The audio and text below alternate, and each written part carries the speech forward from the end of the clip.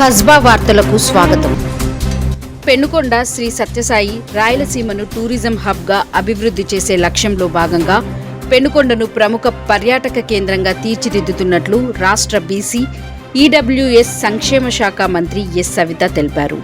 వీరన్నకొండపై 450 కోట్లతో ఇస్కాన్ ఆధ్వర్యంలో ఆధ్యాత్మిక కేంద్రం నిర్మాణం జరుగుతుండగా అడుగు భాగంలో 60 ఎకరాల్లో బేస్ క్యాంప్ ఏర్పాటు చేస్తున్నారు. అలాగే నగరవనం యోజన కింద 4 కోట్లతో 2 ఏకో పార్కుల నిర్మాణం కొనసాగుతుంది.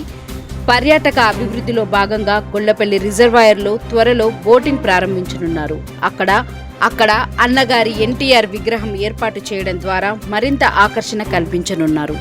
ఈ ప్రాజెక్టులతో పర్యాటకులు పెరిగి స్థానికులకు ఉపాధి అవకాశాలు, ఆదాయం పెరుగుతాయని మంత్రి పేర్కొన్నారు. ఇక తిమ్మరసు సమాధి వద్ద ఏర్పాటు చేసిన ఫారెస్ట్ టోల్ గేట్ ను మంత్రి ప్రారంభించారు. దీంతో కొండపై అసాంఘిక కార్యకలాపాలకు అడ్డుకట్ట పడడంతో పాటు భద్రత మెరుగుపడుతుందని తెలిపారు.